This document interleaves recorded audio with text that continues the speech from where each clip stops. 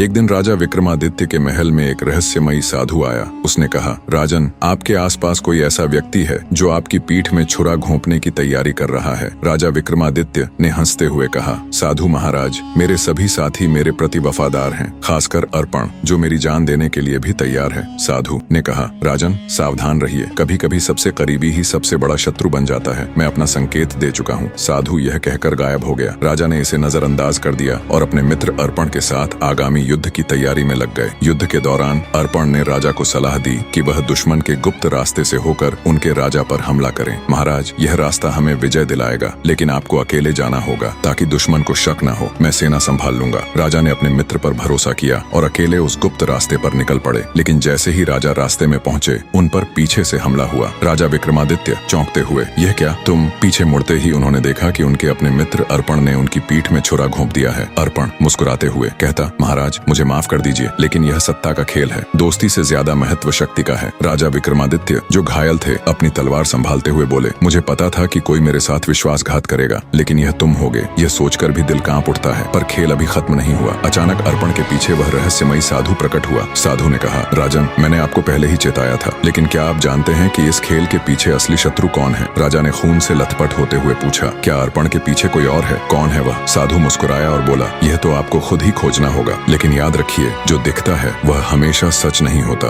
आगे के पाठ के लिए कमेंट करें।